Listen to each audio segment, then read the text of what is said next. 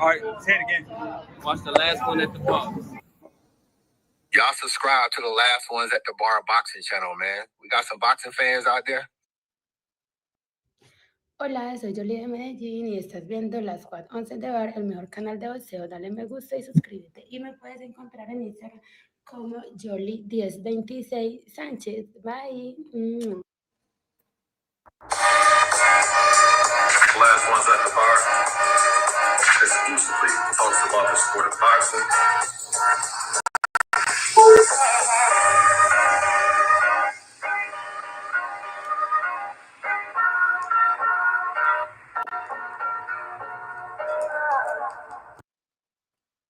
Yes, indeed. Welcome back to Last Ones at the Bar, the baddest boxing podcast out. We also are collaborating with in this corner podcast with my guy Ty Finney. Ty, what's going on, Ty? How you doing? Man, can't complain, man. Another day, air in my lungs. Glad to be alive. That's what's up, good brother. Machiavelli, I'm not sure where Vail is. You know, he might be celebrating right now because you got Detroit. They're up on the lowly Cleveland Browns, so he might be somewhere, giving a few Detroit people high fives and whatnot. But we'll be back next week, I think, because you got the Boots in his fight that's going to be coming up. Ty, what's been going on with you, man? How was your weekend? Man, it was good, man.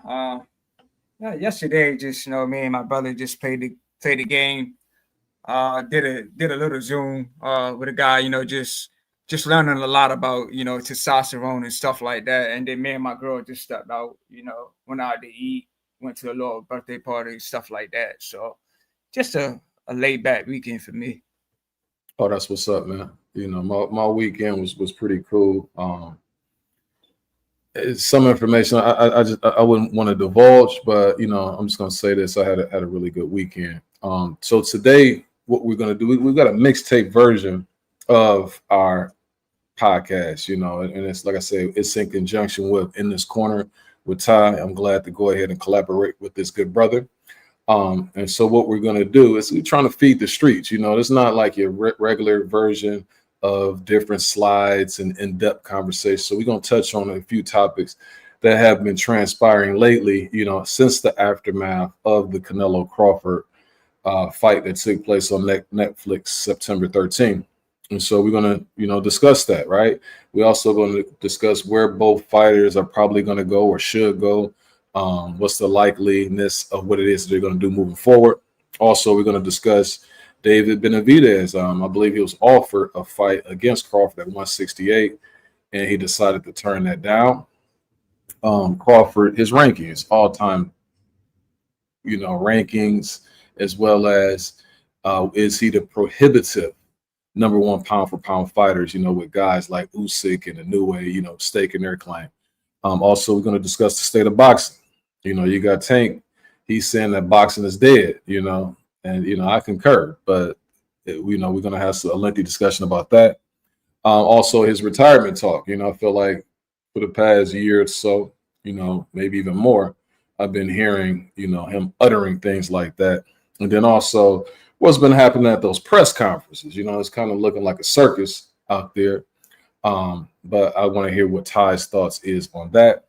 And last but not least, Floyd Schofield. He'll be back in action. I want to say that's the Devin Haney Norman Jr. undercard where he's going to be facing Jojo Diaz, who came off an impressive victory in his last outing against Regis Progress. So those are the things that we're going to discuss. Again, this is our mixtape version.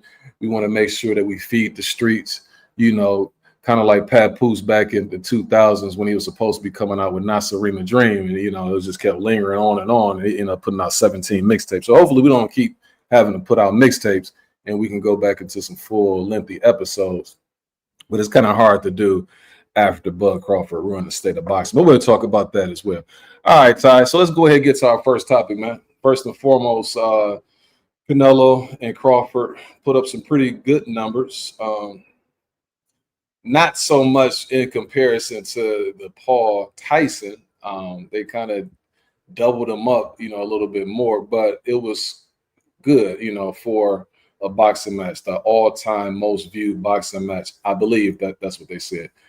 What do you think as far as both fighters? You know what I'm saying?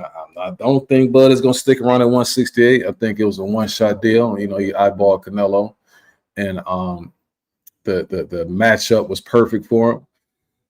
So let's start with Bud. What do you think what he should do next? And Bud's on top of the mountain right now, you know, with his victory. So it's a lot of questions, man. It's a lot of perspective, a lot of different ways to look at it. You know, he just won at 168. So he looked good. He looked good in that ring. You know, I didn't see anything that showed me that he needed to go back down or anything like that. So it's all what Bud and his team decide to do. If he wants to stay at 168, I don't really know, because you said, you know, Benavidez turned that down. That was the fight I would like to see, but Benavidez. We'll get to Benny in a second. You know, okay. Outside of him. Me personally, I'm cool with. I would want to see Crawford go down to 160 and either take on two names. That's Janibek or Law. I think Janibek will make more business sense, but Law's been looking good. The only downside to Laura is that Laura had it's a little bit of inactivity, but in his last fights, he's been getting stoppages. We've seen him stop Danny Garcia. He stopped Thomas LaManna, Gary Sullivan. So even though he's a little older, I still think he got enough tools in his toolbox to give Crawford a good fight. So those are the two names I would like to see him take on. Is either Janibek or Laura, you know, at 160 pounds. He's not. I already know he's not sticking at 168. You know, and again, this is gonna seem like I'm a hater, man. But part of this is the state of the sport. You know, when I'm looking at these names at 168, if he decided to stay up there, I don't think it's any reason, because he's not gonna match up well against some of these guys. He's not gonna match up well against a Pacheco, and that wouldn't even be a reason to fight those guys. He wouldn't, match up well against the Shiraz. I don't think so. So, and I just think that he's an opportunist guy who gets away with so much. Man, after his victory against Canelo, again, for the life of me, I don't know what Canelo did in that fight that he doesn't do against anybody else who they were giving those type of decisions to. That's just what I saw. Like, it baffles me to see that fight the way that it was. And then on top of that, every time I look up, could he beat Thomas Hearns? Are you serious? Are you dead serious talking about, can this dude beat a Tommy Hearns? Or can he, well, what if he fought Hagler? Oh my God, the glazing is just ridiculous. Okay, let me just run down the reason why I'm not just enamored with this victory over Canelo, because he did what he always do. He waited for the opportunity to fight the guy at the perfect time. Whoop-de-doo. Oh, man. And then on top of that, I seen Floyd whoop the man worse than what he did. I seen Bivol whoop the man worse. They wasn't doing all this glazing then. But anyway, as far as where he's going to go next, I'm not staying at 168. He's not going to do that. That's just not in his DNA. It's just not in his, that's not his MO. So let's go to 160. 160 might fight Adames. I can see him fighting him because they sparred before. I can also see a Janibek fight, but he has to be careful with Janibek because some of the things that he see in certain guys when he's taking these fights, that may not be the case. We just don't know as far as what Janibek can do in this stage of his career, because it really isn't anything there at 160. He was looking good initially to me, but he doesn't really knock guys out like that. He seems like his hands may be heavy, but he's not really a knockout puncher, but he is kind of lengthy and long, and he has that European style. And at 160, see, Canelo is one of those guys, when you fight him, if you are the cream of the crop, he's only going to be a one-trick pony. You know when he's going to punch. Now he punches hard, but it's no tricks to it for someone who is elite. And again, that's if Canelo lost that fight against Crawford, Canelo lost against Jacobs, Canelo lost against Lara, Canelo lost against Triple G. He lost against all those guys. So Canelo really should have about 7 losses on his resume because he was doing the same thing that he does over and over. Now, as far as these other guys, Lara, again, you're getting dudes who passed their prime again. Like it's oh my God. Then as soon as he ended up getting a victory, then it's like, oh, nobody else did that to Lara. And oh my God, this is just a whack era in the sport of boxing. And that's the reason why it's making it more and more challenging to continue to support this thing. Look at all. I mean, come on, man. I've never seen that in the middleweight division this week ever in my life, ever. But where the smoke is, that's where he ended up taking his boots and running from. Where the smoke is 154. Like, that's where all the guys are. But we know now I'm too big for 154. I don't need to go back down there. You wasn't undisputed at 154, sir. You know that, right? So let's go ahead and knock it off. I don't know what this dude is going to do. And it really, I can't wait because his trainer is saying that he got like 2 or 3 more fights left. I can't wait for those 2 or 3 more fights over with so we can get him up out of here. What's good, bro? He talking to you? That's your boy, son Apollo? Yes, sir. Salute. What's good? Salute. Okay. We got Ryan. He's saying Bud should go out on top and retire.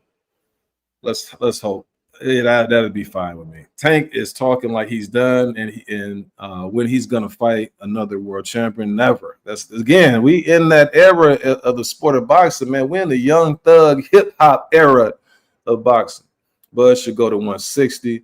This dude, oh my God, 160. There's nothing there at 160. But anyway, so you got anything else on that?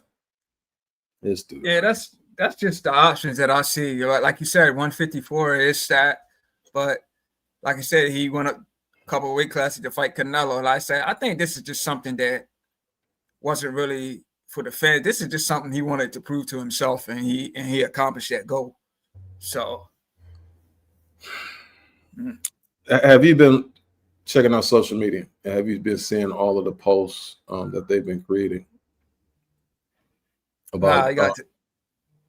Okay, so here's the thing. The glazing is ridiculous. And this is how I know that they overly do it. See, when you got guys who, like a Floyd, it's always, well, he did this, he did that. Like, they never, then it's the Flomos, it's this and that.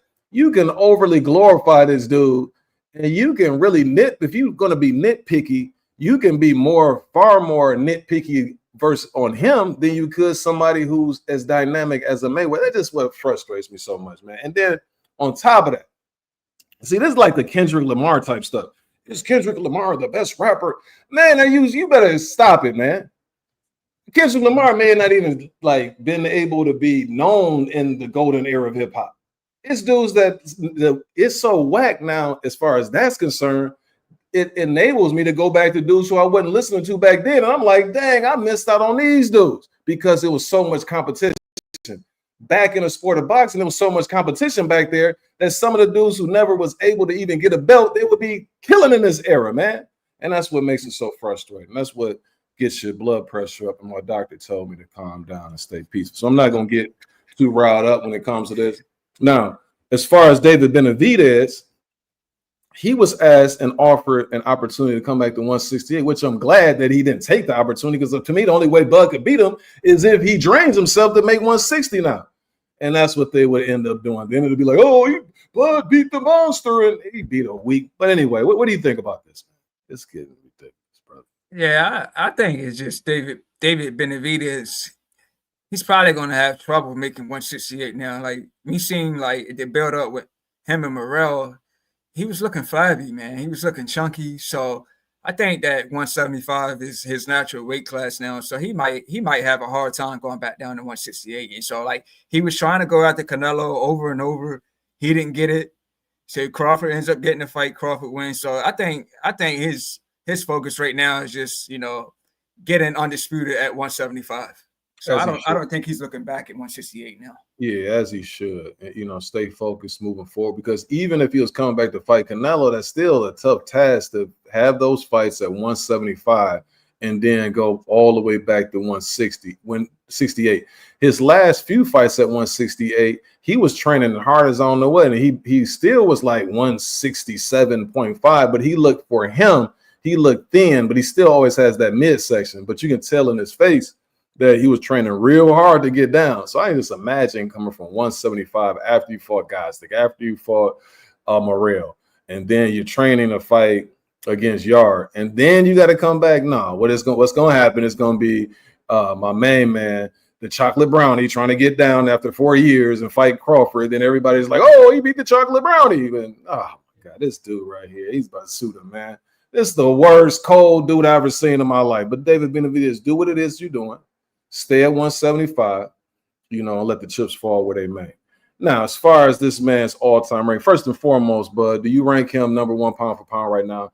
Also, as far as your recollection of the fighters that you've seen, where would you rank him, historically? Well, I mean, what he accomplished is definitely great. 3-time, undisputed in 3 weight classes. So he's definitely in my top 3. But I say what Usyk did. I think Usyk is still my number 1 because Usyk is the undisputed heavyweight champion of the world. This is the biggest division. Like I said, these guys hit hard. So what Usyk did, being a smaller guy in this division of giants and beating everybody they put in front of him, giving them the rematches, beating them again, I think he solidifies his spot in my book as a number 1, pound for pound fighter. I would put Bud in like maybe 2 or 3, but for me, it's definitely Usyk as number 1. But Bud is definitely in my top 3. Honestly, he probably is number 1 pound for pound for me, and again, I'm separating the fact that that's the weakest approach to go about doing things. But at the same time, in retrospect, if I could get away with it, I would do the same thing too.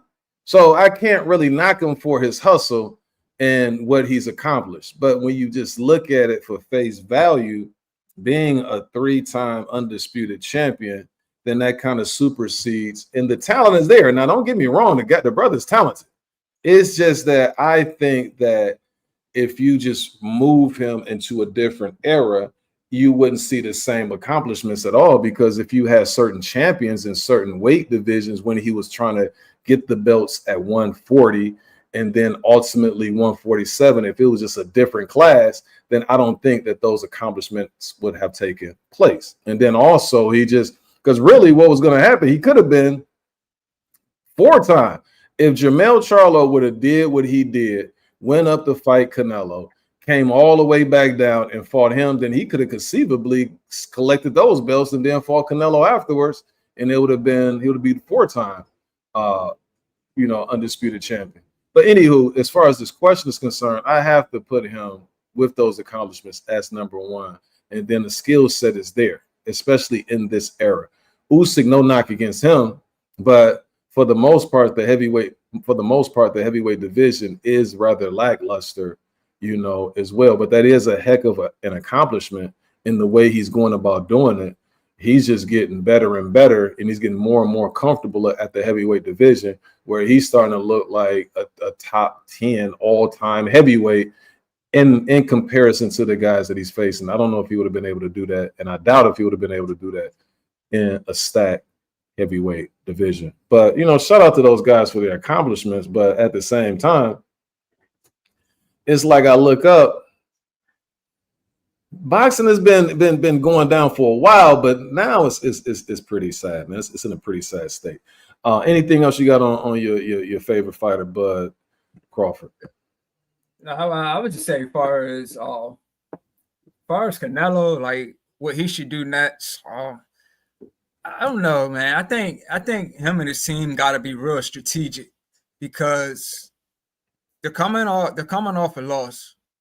Okay, they're coming off their 3rd loss or whatever now.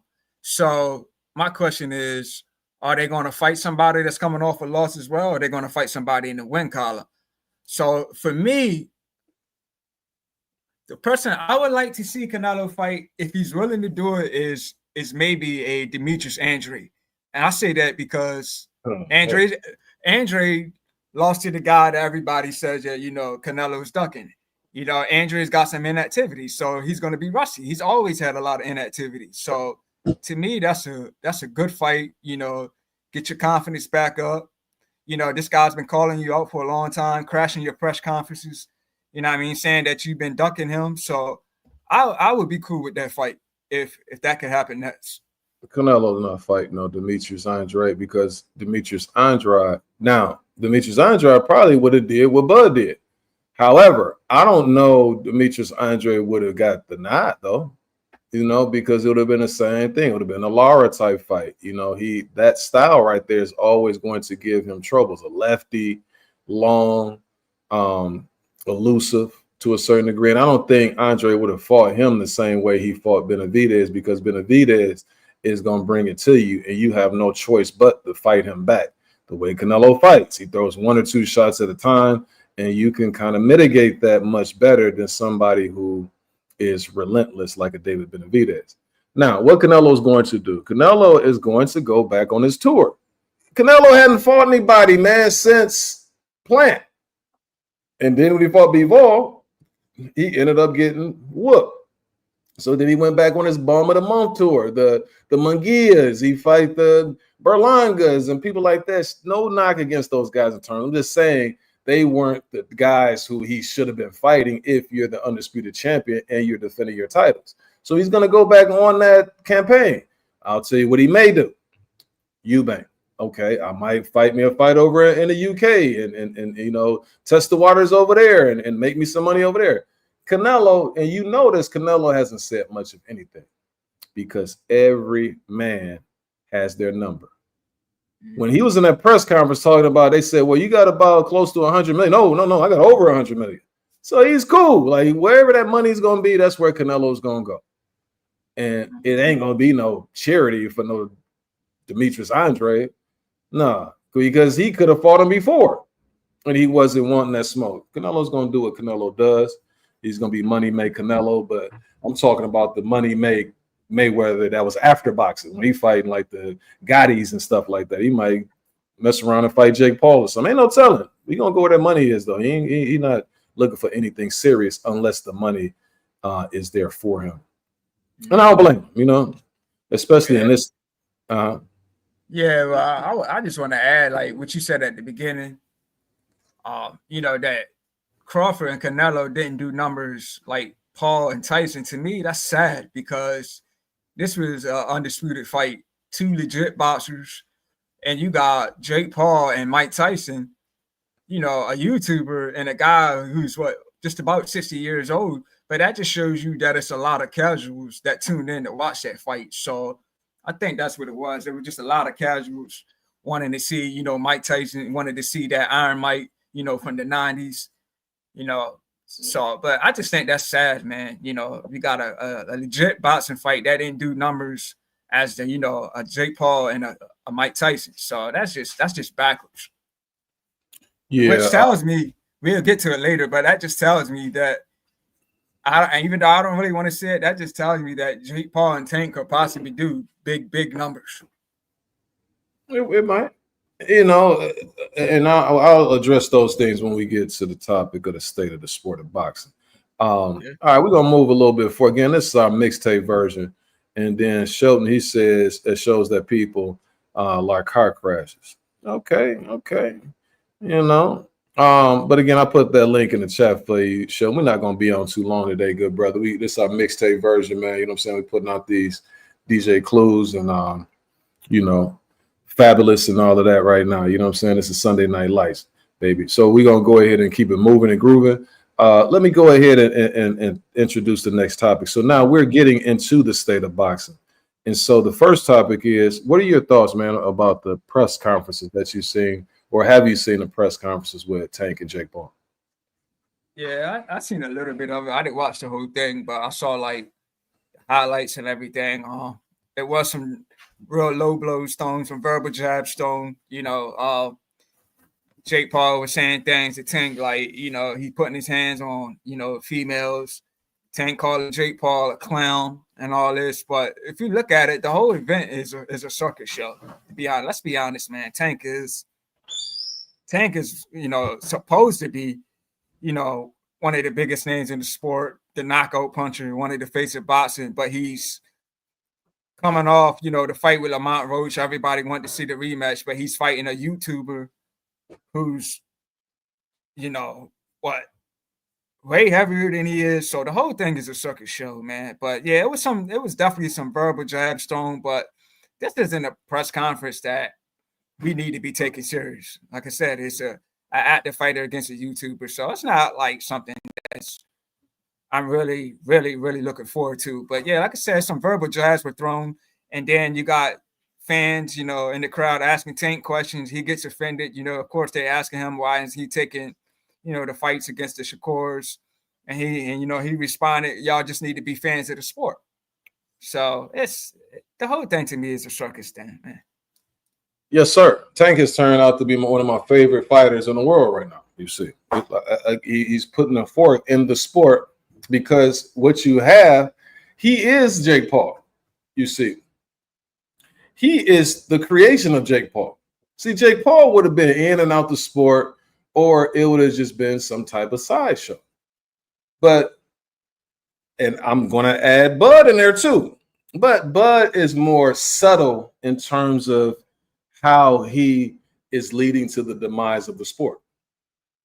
I understand Bud more, and you can understand because of the fact that this low vibrancy event that's taking place with Jake Paul and Tank Davis to even accept the opportunity to face Jake Paul, especially at the stage of what you said, when you finally have a little bit of adversity in your career against a guy you cherry-picked from the start.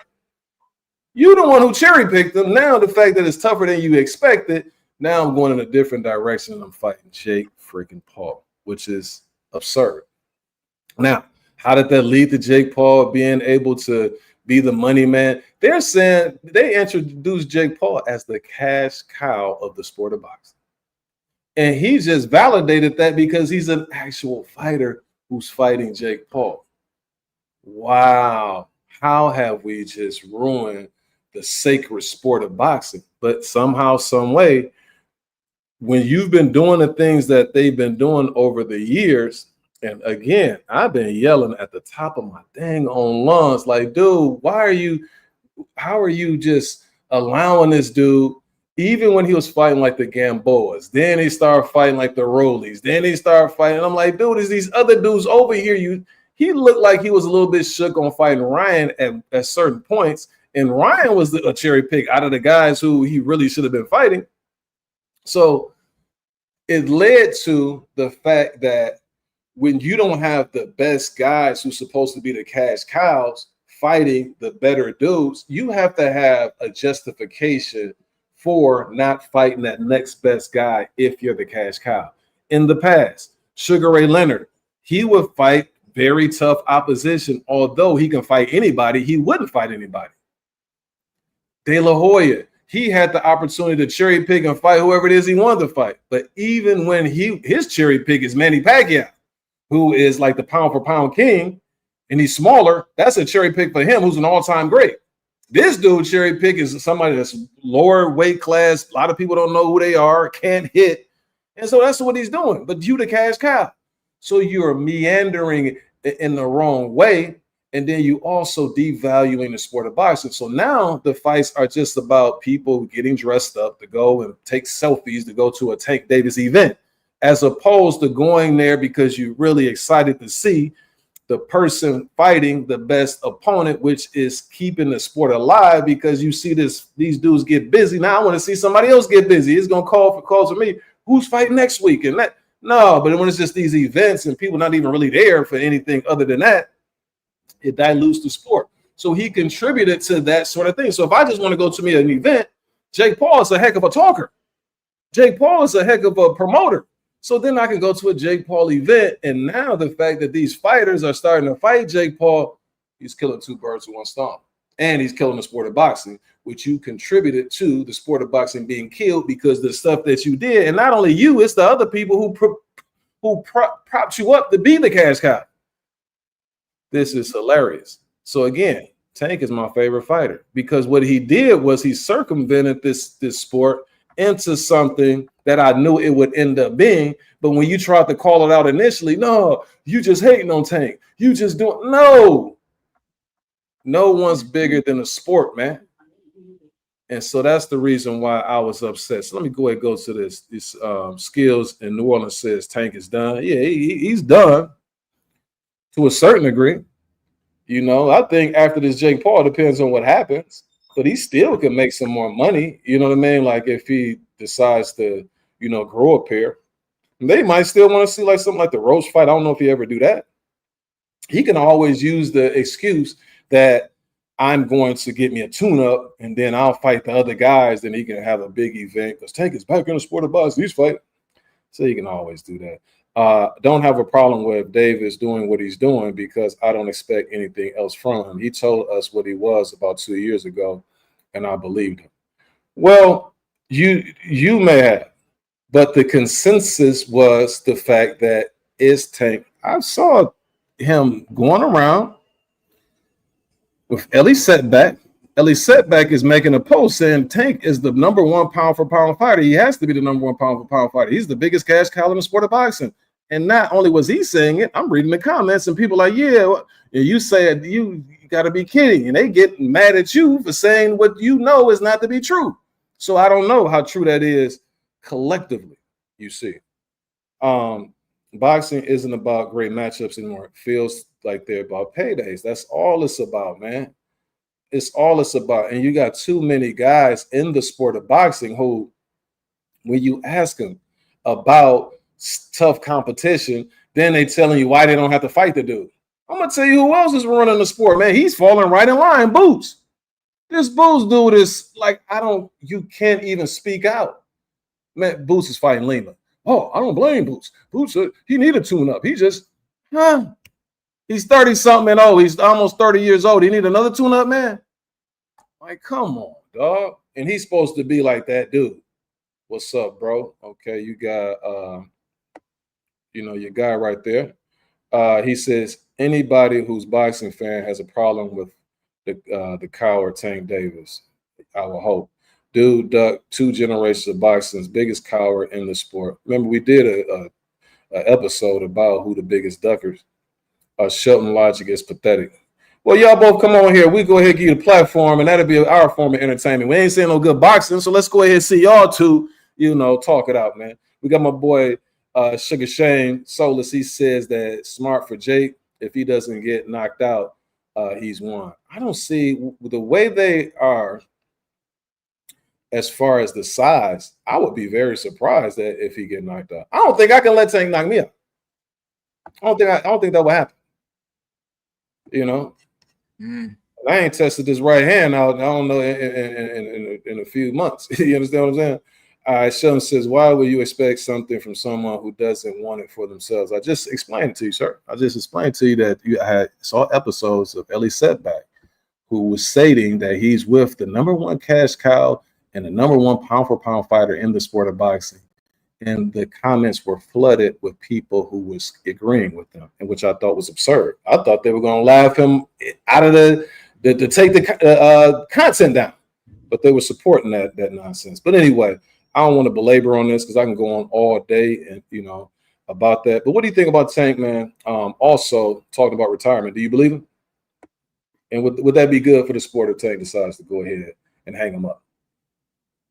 Yeah, I believe him. I mean, just look what he's doing. As you mentioned, all the names we wanted him to see, he hasn't fought any of them.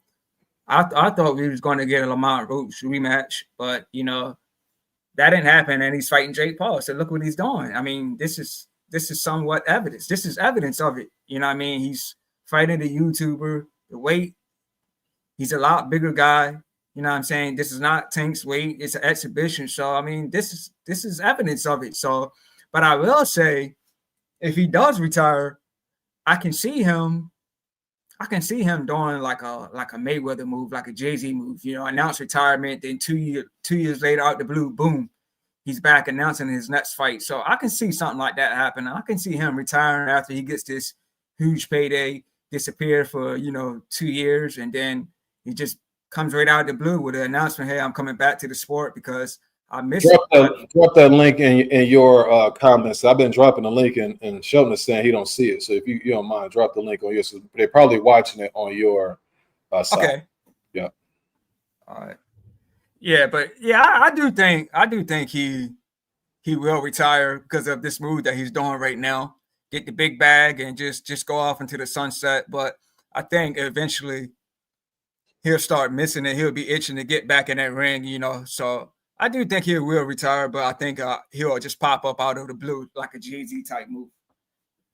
Yeah, see, it would be okay had he caught wreck. You know what I'm saying? Like had he done something, in the sport, and then you can kind of rest on your laurels a little bit. Also, if Tank was a better communicator, because you can retire and still kind of market yourself in different ways and do stuff. You might pop up here and do like an Andre Ward sort of thing. You know what I'm saying? Where you can still be valuable, in some other capacity. But with the way he is, the lack of ability to articulate himself, what will you do once that money, dries up, and them rims stop spinning? You understand what I'm saying? You're going to be forced to, try to attempt to make a comeback, or, some type of stunt that you might have to pull because that bread is not going to last. You know what I'm saying? Facts. So what are you going to say? Yeah, and I mean to cut you off, but I'm not going to say that Tank is a guy that know how to handle his money. We hear this a lot in boxing. We hear like these fighters get rich. They do this crazy spending, the cars, the jewelry, and so if he got somebody that's helping him manage his money, great for him. But who knows? Listen, you rarely are you gonna find somebody that benevolent. They like, this dude is a fool, man. I can go ahead and get this up out of him, and I'm up out, and ain't nothing he can do about it. That's the first thing that's gonna happen. Oh, can you handle this for me? Okay, this is gonna look good on paper. The next thing you know, they're gonna be over there in Africa somewhere, like my main man, what's his name? Akon, trying to start at Akon City or something. But what's going on with you, Shelton? What's going on, good brother?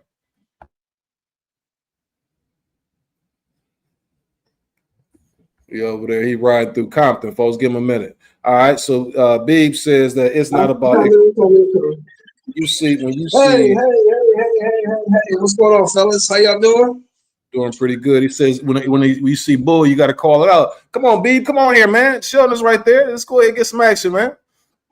It's our mixtape. He got to come to your channel. He's on the other channel. He got to do like I did, come back to your channel and get on because that link don't show up in that channel. But yeah, Ty, did you put it in your Yeah, let me hold on. Let me put it over there, man. Yeah, but the thing is this, man.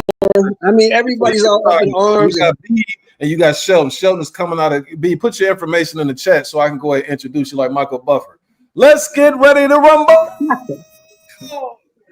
No, you got people, everybody's all up in arms about he's going to retire and they're taking that. So what? I mean, he told you 2 years ago he doesn't care about belts, legacy. All he cares about is getting paid and changing his family situation. They told you that. The problem is these suckers didn't believe him. I'm a firm believer. You tell me you tell me something, I take you at your word. I told you he don't care about none of that stuff. He don't care about fighting Shakur. He don't care about fighting T.O. None of them dudes. He cares about getting paid. And he told you that to your face. And you didn't want to believe him. Now he's showing you exactly what he said he was going to do. And everybody's all pissed off. Oh, he's going to retire. He's destroying the sport. Man, let that dude go, man. It's going to be somebody else to take his place. People thought boxing was dead when Ali retired. It wasn't. They thought it was dead when Mike Tyson retired. It wasn't. They thought it was dead when Sugar Ray and Hagler all them retired. It wasn't. Andre Ward, Terrence Crawford, Floyd Mayweather, the list goes on. Boxing gonna keep going on, man. Let that dude go do his thing. Let him go fight Jake Paul, Manny Pacquiao, hell. Fight Julio Cesar Chavez Sr. I don't care who you fight. Because I don't care nothing about him. He doesn't care about the sport. I'm a fan of the sport, bro. I'm not a fan of a guy. I'm a fan of the sport. Let him go. We got other young fighters coming up. We'll get behind them. So here's the thing, though, too, Sean, but you got to factor this into the equation. Tank has said previously, he said that he had a list. And so they were asking him about his list. Is this guy on the list? And he was, you know, saying some dudes were, some dudes, he may have not known certain dudes, but he did say that he had a list and that he was going to, you know, fight some of those guys in the future. But he just kept pushing it off, you know, further and further. The other thing is this, as far as I do recall as a kid that the sport was down a bit after Ali, kind of like what, and again, I was a kid. Don't age me out. Don't think that I was like, you know, an older man. Like I was a kid, but I do have a vivid memory. I remember stuff when I was like 2 years old. So anyway, I remember Don King saying when Larry Holmes was the champion and they were going through their spiel that he said that he would prefer to watch Muhammad Ali watching Larry Holmes fight. Because he said that he just wasn't as magnetic, you know, as, you know, and have people glued to the screen as Muhammad Ali. That's provocative, you know. However, the difference is now, as opposed to then, is these dudes are softer than the cream between pieces of shortcake. They are unwilling to fight other tough opponents. Also, you didn't have this division. The division is so glaring now. Now, Turkey is making it much better to make these fights happen. But I don't like the way Turkey is doing it. Not for me. I watch it, but the way he's just throwing all of these events at the same time is kind of diluting things because you have these barren weeks where you don't have that many fights because they were all on one, you know, show. Right. So it's kind of messing it up in that sense that you got a lot of dead moments. But the biggest issue are these dudes are soft. You got the Boots Ennises who are next up and they keep figuring out a way to fight a Lima and fight this dude. And they get in front of the camera and they aren't. Now, let me ask you this. Hold on right there. Stop right there. Stay right there at that point. I like that. Stay right there. Let me ask you this. Who said that dude was next up? It's a lot of people who if you look at what has he proven to you? I don't care about a lot of people. I ain't talking to a lot of people. I'm talking to you. No, but that's what has he done to prove to you that he's next up?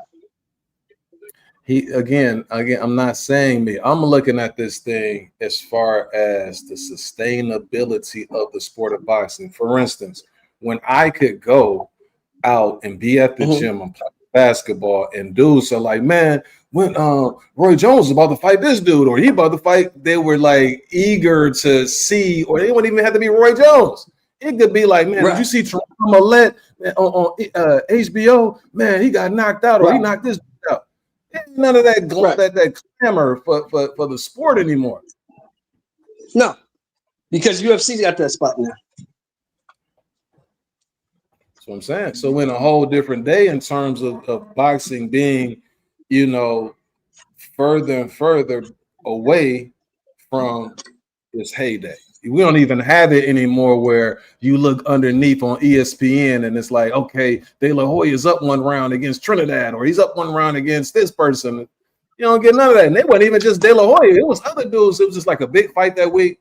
And then it's like, okay, let's look and see. I can't get it. So let me just go ahead and look at HBO. And then the HBO's telling you, oh, in that round, Vargas was knocked down. And we don't even have it. Boxing is like pathetic. But anyway, Tyler, trying to wait for Beeb to come on in here, man. So we can go. Hopefully, I ain't messing the brother name up. But speaking of that, is the sport dying? Is the sport dying, man? Talk to me, fellas. The sport is what it is. It's not dying. It's just it's a niche sport now. It used to be one of the big four in America. Now it's a niche sport. You got to really love boxing to watch it. I mean, there's no channels where you can sit back and watch boxing all day, but you can watch UFC all day, every day. Because people actually care about the UFC. Nobody really cares about boxing. Nobody, like you said, you can go to the park today and talk to some people. People don't know who Shakur is. They don't know who really Tank is. They don't really care. They don't know who Crawford is. They may know Canelo because he's saturated all over TV, but they may not. More than likely, they won't. I mean, people don't really care about boxing. It's all about John Jones and these UFC dudes. because they're marketed better. They're more saturated. They're all over the TV. People say nobody watches TV. Everybody watches YouTube. I beg to differ. If you put a person's face, if you plaster it all over that television, they will become known. BSBB, come on, man. Now you two seem to have. I will give you both 1 minute to make your arguments, and then we'll go ahead and give you a final opportunity to rebuttal, and then we'll leave it at that, sir. Come on, BSBB. What about you, Ty? What do you think, man? As far as the sport is concerned, what's your view of it? Wait. I don't think boxing is dead at all. I just think it's changed a lot in the past years. It's changed a lot with these exhibitions. It's changed a lot when you got the Jake Paul doing this stuff. Like he's fighting boxing. He's fighting UFC guys, older guys. It's changed a lot in the past few years. But as far as boxing being dead, nah, man. We've had a lot of undisputed fights in the past years. We've had undisputed in the heavyweight division. We had, Usyk and Fury back to back. We go down to the light heavyweight division. We had another undisputed fight there. Dimitri Bivol, Benavidez. We had 2 back-to-back fights with those guys. We had Crawford and Errol Spence, undisputed welterweight fights. So we've had a lot of undisputed fights in the past few years. You know what I'm saying? So we still got a lot of good upcoming fights. We had a lot of good fights that happened earlier this year. So to me, boxing being dead, it ain't dead. It's just changed a lot in the past few years. If it's not dead, it's on life support. And again, a person who made the claim is a person who contributed to the sport being where it is. As far as so here's some of the factors where the sport could be better had they not actually shot themselves in the foot. They kind of Plexico Burris this whole situation, shot their own self, because when you got commentators who have fighters on TV and this is their fighter, like the fighter fights on their network. Oh, he's boring. How can you watch this? They got the Shakurs. They were doing Rigo like that. It's like, dude, how are you going to sell the audience on your product when you taking a dump on your product? Oh, and then they trying to market you on some dudes who really don't get busy. Triple G, him and that dude from Canada. This is Marvin Hagler and Tommy Hearns. No, this is no Marvin Hagler and Tommy. I know David Lemieux, no dang on either one of them. Triple G ain't either because he ain't fighting anybody. So what are you talking about? And so they tried to play that game. And then the dudes who really cold and get busy, they take a dump on them and they don't want to promote them. And so they did themselves like this. And then once you start doing that, it makes no sense to try to please anybody. Because when I try to go ahead and fight all of the top dudes to please the fans, be fan friendly, and then I end up losing, then it's like, oh, you see him. Then you don't even punish anybody who do some stuff that they're not supposed to. You kind of propel them. Ryan Garcia used PEDs. Oh, Ryan Garcia, they still talking down on Devin Haney. He might have PTSD. Well, shouldn't the dude be suspended for life if that he calls that? But no, you sitting up here, what's next for Ryan Garcia? No, Devin Haney, he'll never be the same. Well, why won't he ever be the same? Right? And it just, so they convolute stuff and make it so whack. When you got a sport, if you just promote it on the essence of what it is, you got a beautiful sport. 2 dudes in the ring fighting each other legally. And we want to see who the best is. Now, as far as these guys now, I don't know if you can have any PTSD if dudes are not taking PEDs because they don't do anything. It ain't like they out there going life and death hard, nose boxing like that anymore.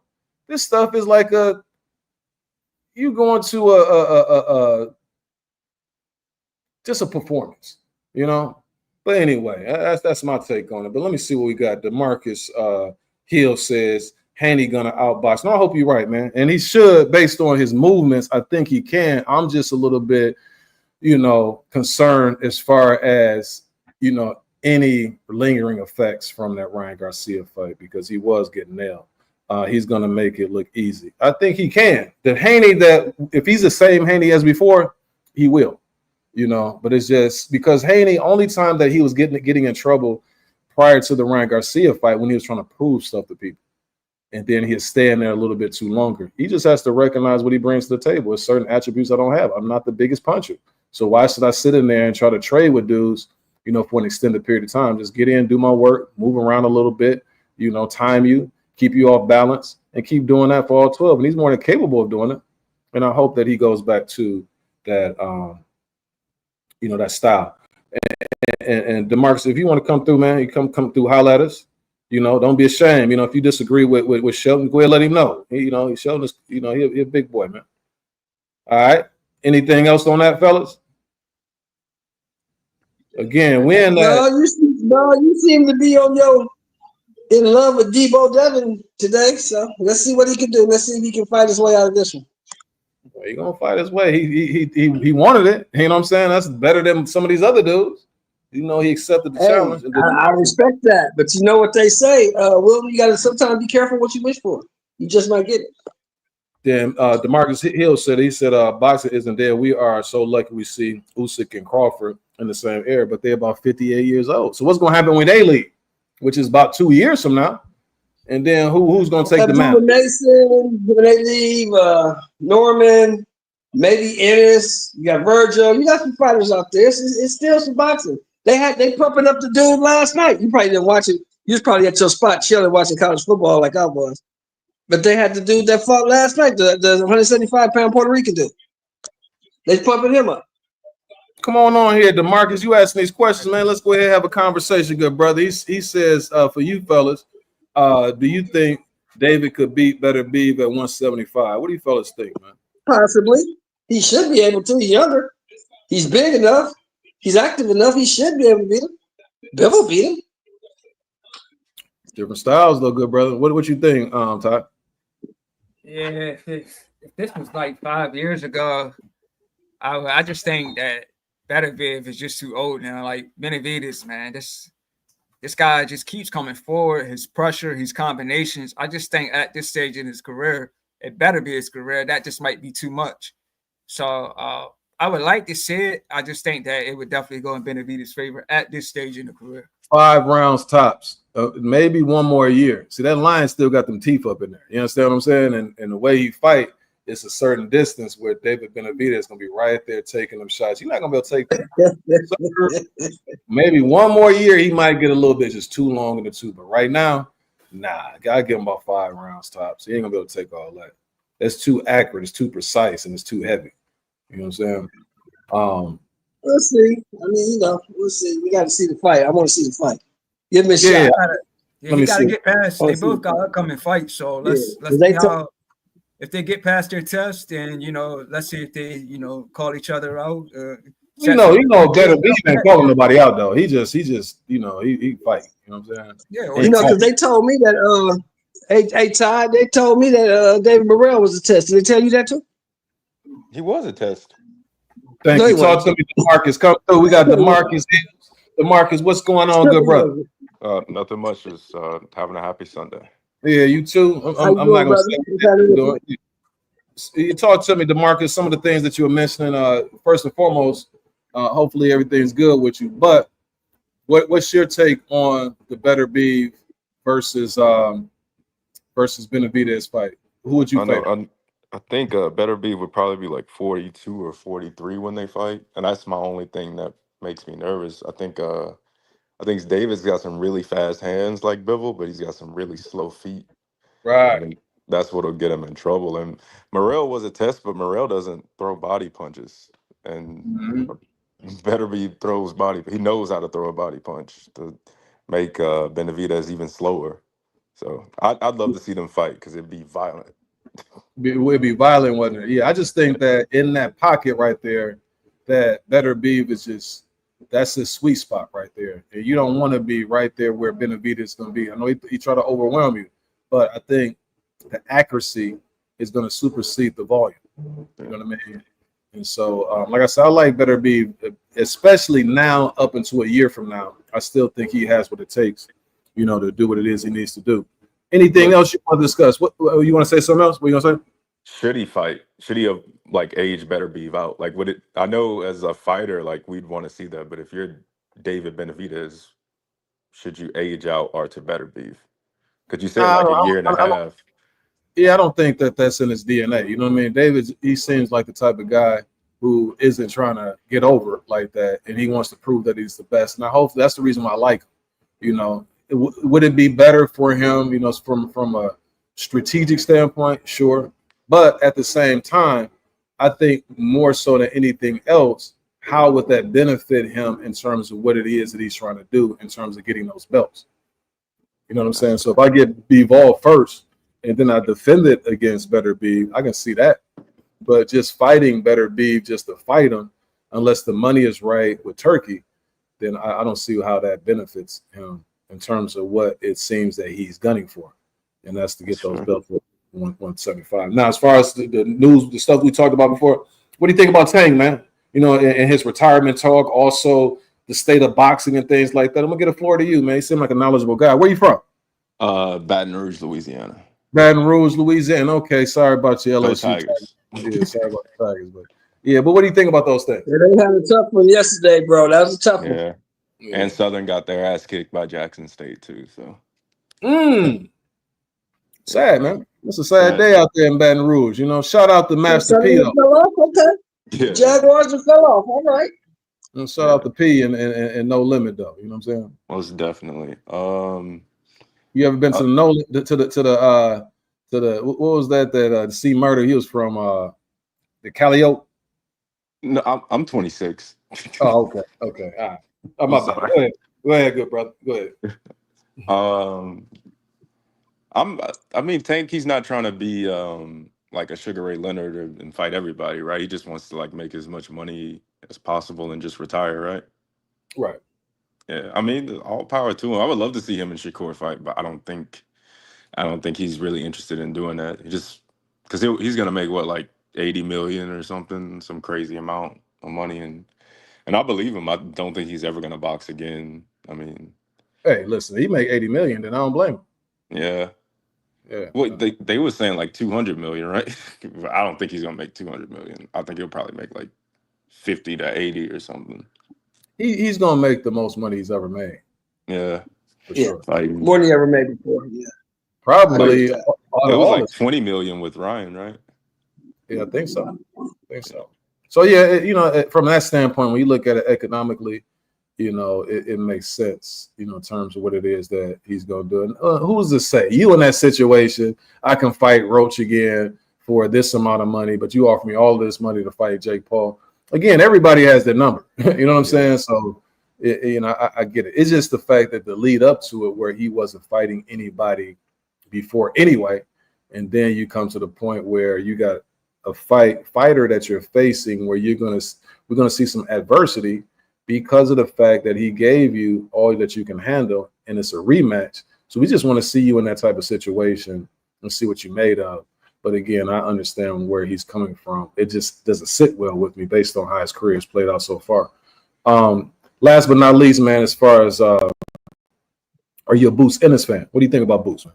I saw the Stan Leonis fight, and he looked really good in that. I'm not the biggest fan of his. I haven't his last 3 fights I watched. So it was I remember being really excited. I was like, oh, he's gonna knock Karen out this time, and it was kind of boring, but he definitely knocked Stan Leonis out. I'm just curious to see, because he's at 54 now, right? Correct. Yeah, I would rather see him against like a Virgil or a Boachuk and everything. I want to see him like in a banger at 54, because there's a lot of guys that, like 54 is stacked. So I just say give it like a year or two, and people will probably be talking about him, because like you got Tim Tszyu, Fundora, Murtazalev. Like it's a lot of guys that he just needs to fight. So take Tszyu out of there though. Tszyu done, man. Yeah, dude, Tszyu might need to let him go after the beat downs he done took. But I get what you're saying, because even like Mondry, he's coming back. Wait a minute, you can't shit on Tszyu like that. He said he's ready to come back. I ain't saying that. What I'm saying is I don't want to see, like, that's not gonna move the needle in terms of Boots. Like Boots whoop on Tszyu, it's just he whoop on Tszyu. Like he just deal with. But see, what we know about Boots is this: Boots looks great if he don't have to look for you. He won't have to look for Tim Tszyu. Yeah.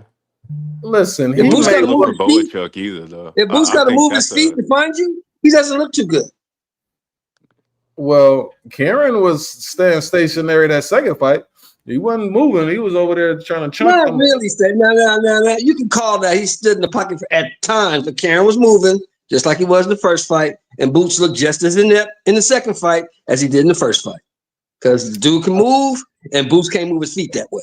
I was concerned for Boots 10, 11, and 12 when he was taking those shots when Karen was right there and he was winging those shots and he was clipping Boots. That was the concern I had. Yeah. Now, here's the thing. Last but not least, my guy Crawford. First off, what do you think about the performance? Against Canelo, and then also, how do you rate him? You know what I'm saying, as far as pound for pound, as well as based on you're 26, based on the fighters that you've seen, where would you rank him? Based on I had a great time watching the fight. I was vacationing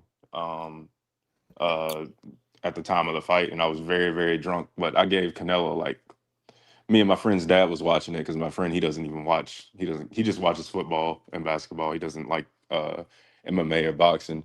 But me and his dad gave Canelo like 3 rounds. It was crazy impressive. And I bet money on a draw, or I said Canelo was gonna knock him out late.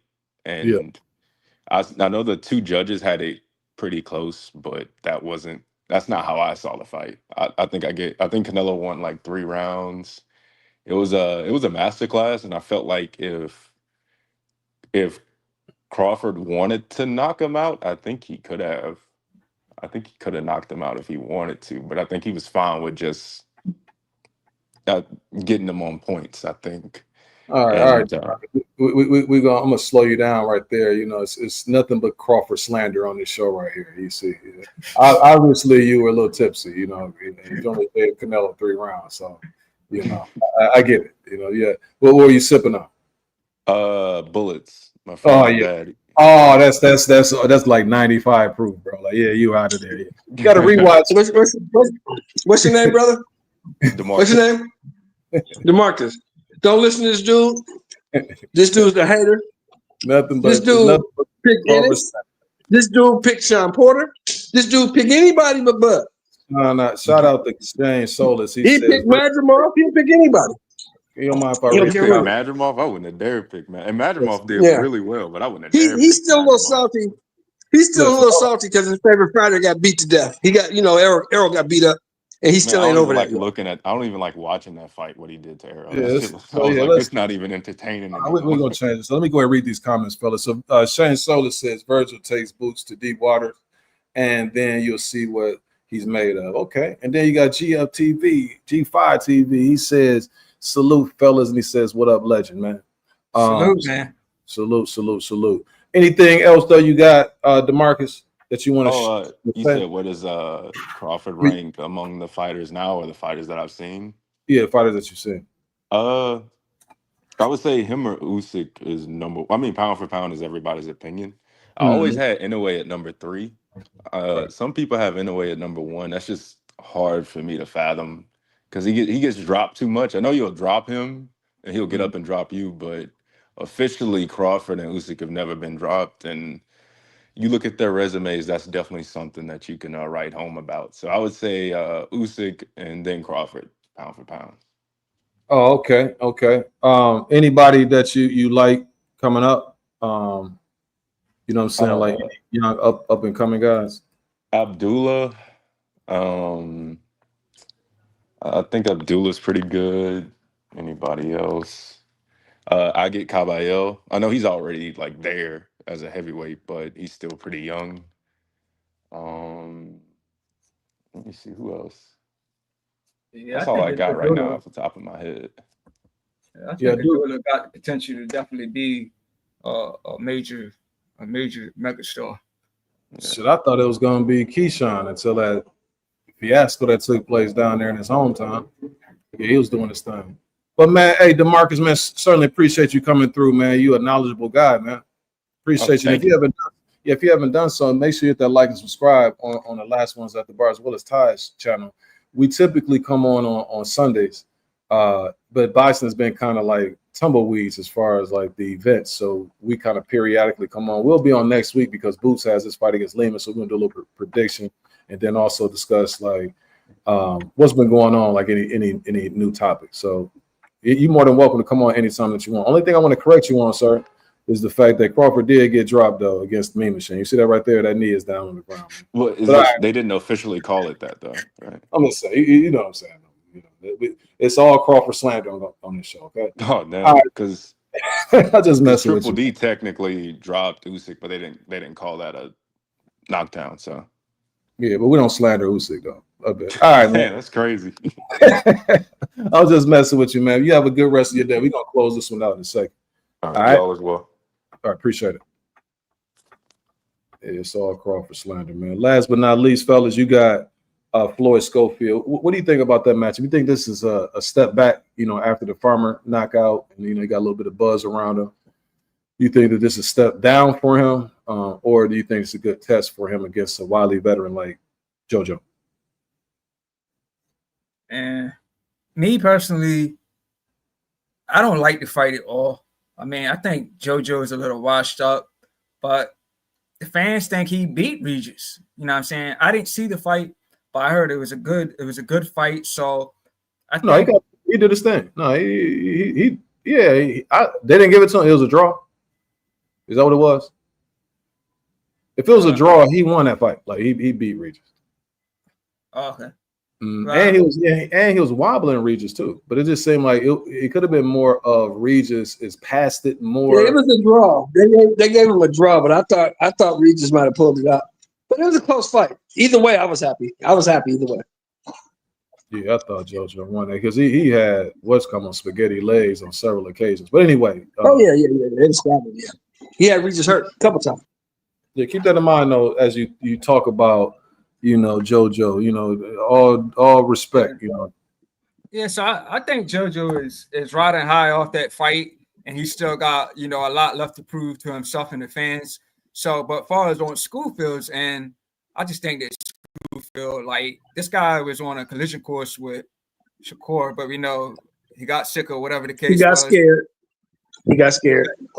So, but look, Dubois, same thing happened to Dubois. So something's fishy about the whole thing to me. So, but he ends up taking a tough test, and Farmer, he passed it with flying colors, got the guy out in the first round. So at the same time on Schofield's end, I think this is just, you know, it could be a stay busy fight. Like he got Farmer out there in the first round, so he ain't really had, you know, his opportunity, you know, to get some rounds in. So to me, I look at this as an opportunity to get some rust off, get some rounds in, stay busy fight, get this out the way, and go on to the bigger and better things, like get back in the negotiation with Shakur if Shakur is willing to do that. So I don't like it on JoJo's end. I don't like it on Schofield's end, but I like it on JoJo's end. So like I said, JoJo, like I said, he's still got a lot left to prove to himself and the fans. But Schofield, I think this is a test he's going to pass with flying colors.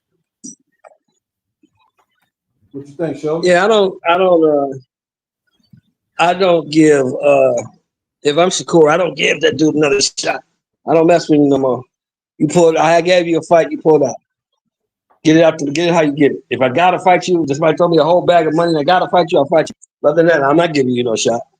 I tried to fight you. You didn't want to fight. Okay. What about this one though? What do you think about JoJo and Skull and Kid Austin? Schofield gonna run through JoJo. He gonna run through JoJo. Schofield's a young, hungry kid. He's a strong kid. JoJo is going, you know, JoJo's a tough guy. But JoJo's, in my opinion, it's just my opinion, I think JoJo's a little bit too small. Schofield probably gonna run through him. Yeah, I think I don't think it's gonna be as bad as the Farmer fight because he caught Farmer cold. He caught Farmer cold, so I don't think he'll catch JoJo cold. But he gonna run through JoJo. Here's the thing, right? When I think about this fight right here, on JoJo's end, I'm concerned because last fight was technically at 147, and so now you coming back down to a weight 135 against the guy. See, right. Regis is still kind of long in the tooth himself. And so you don't have that dynamic young dude that you're facing. So the tempo is going to be different. So you got to be on your P's and Q's throughout the whole fight, because he's going to be the twitchiness of a young guy like that. Now, it would be different if the young guy didn't have the crack that Schofield has. So that's what concerns me, is just the timing of it, thinking that you can get out of the way of stuff and your timing's off just slightly because you just fought somebody at a higher weight who's slower, who's older, and not as twitchy. So that's my concern. If he can overcome that, which is going to be a daunting task because he is, old himself, but also JoJo does have pedigree. You know what I'm saying? Like the Olympics and things like that, his amateur background.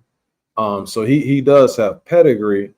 If he was on his game, this would be a good fight. You know what I'm saying? If he was in his prime, because what JoJo can do is he does little subtle stuff that you think is easy, but then he's kind of like punching when you don't think he's going to punch, and he's just a little bit awkward here and there.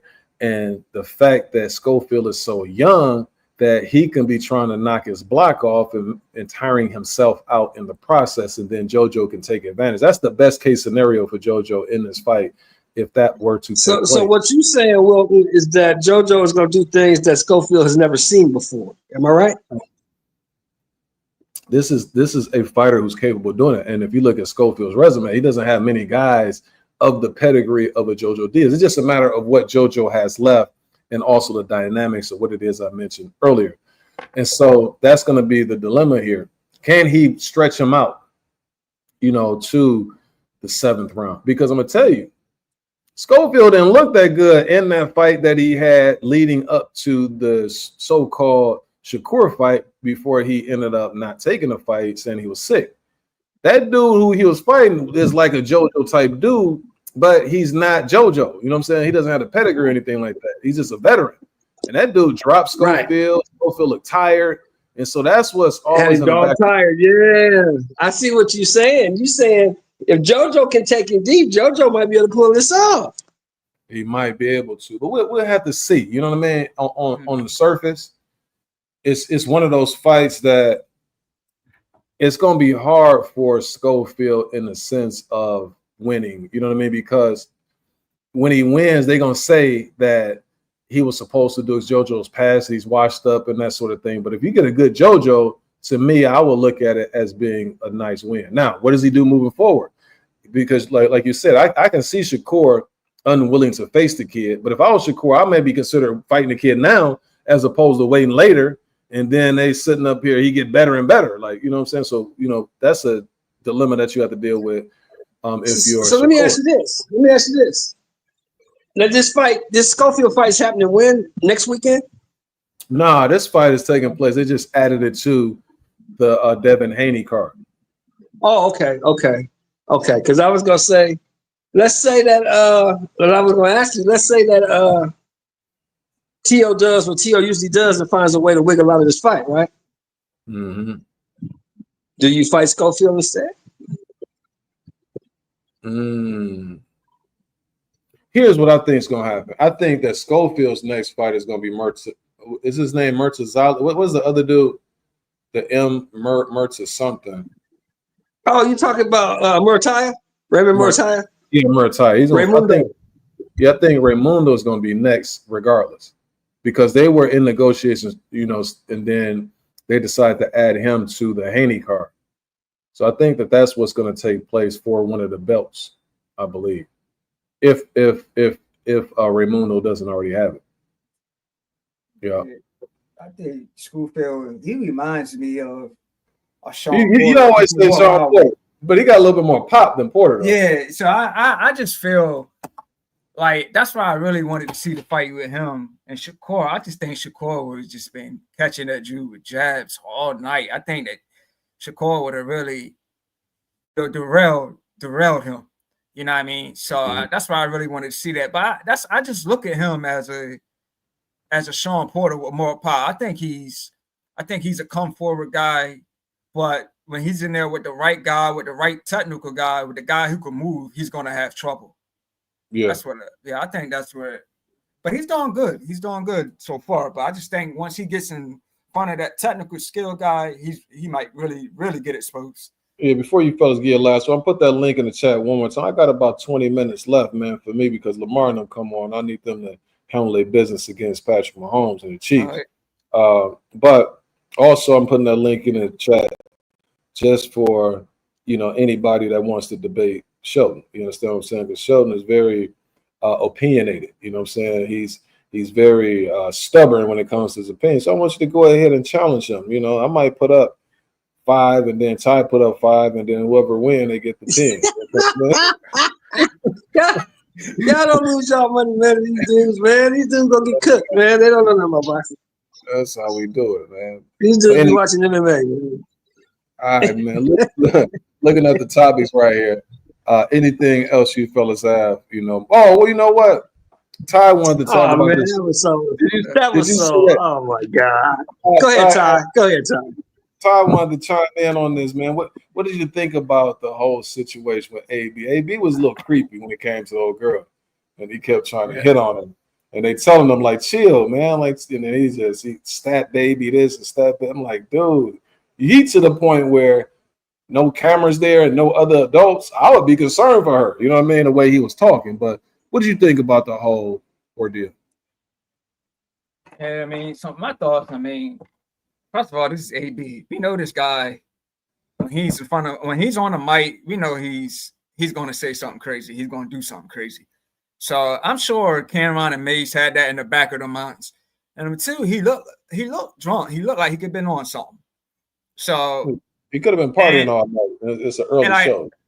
Yeah, I know people that went to the Crawford Canelo fight and they ran into Broner. They said Broner was drunk out of his mind. So now, like Cameron warned the guy, hey man, you gotta keep it cool. The girl's boyfriend's backstage or whatever. Broner kept on doing it. So I mean, Cameron just felt, hey man, we gotta let you go, man. I've already told you, and you keep doing the same thing. So I like that Cameron did that. He said, okay, we paid you. You came on the show. He paid you. Now I didn't like when he started with the stuff he was saying after the fact, calling him a junkie and all that. Before you get to that part. Okay.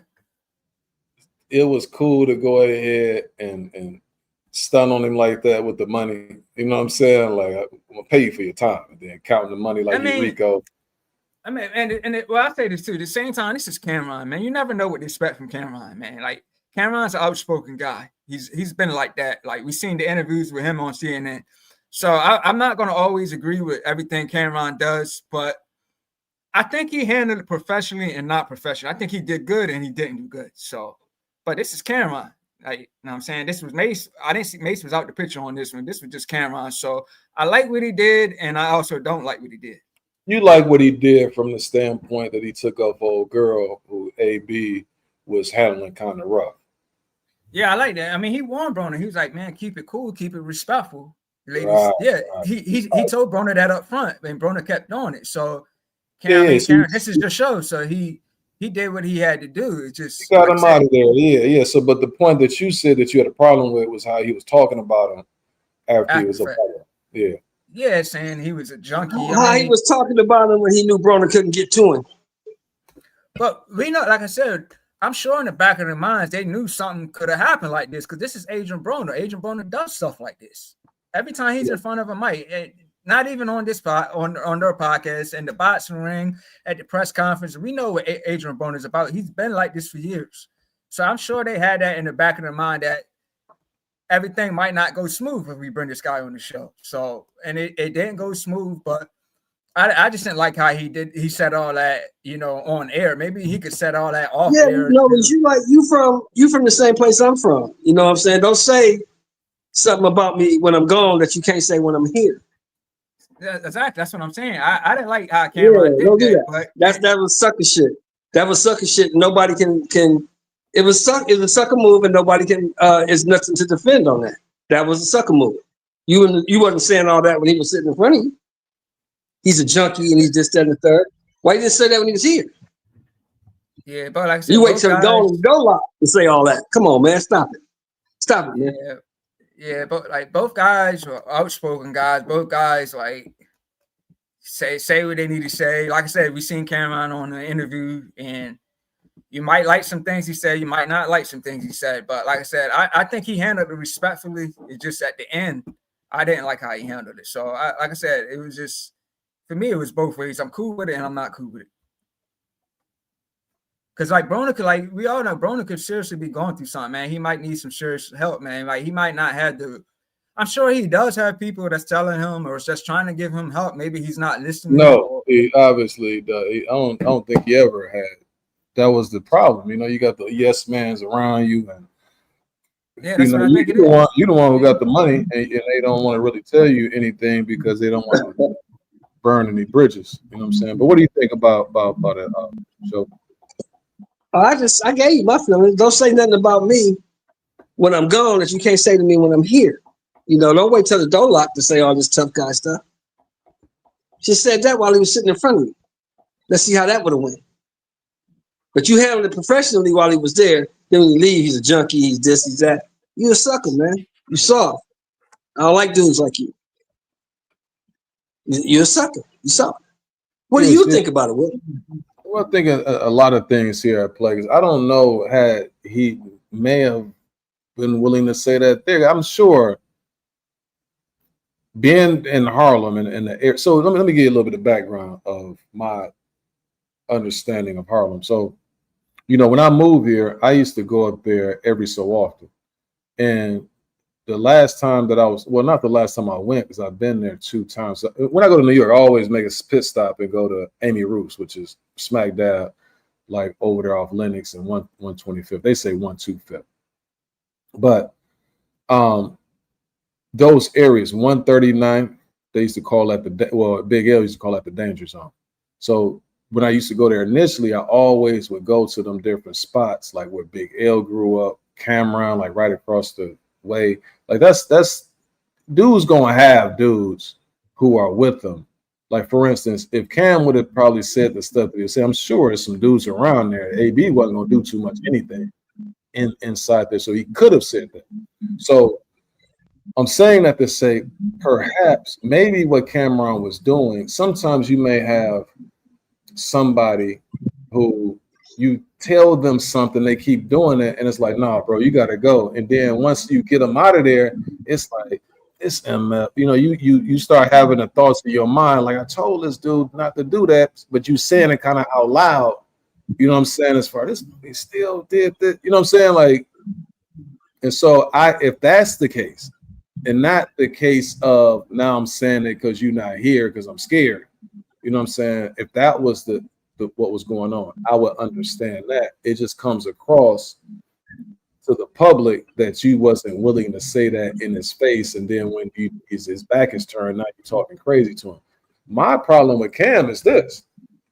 It's kind of more so what you saying, Ty, in the sense of they said, I heard other people who said the same thing, where they were like, AB, every time you saw him around the Crawford Canelo event, he was faded.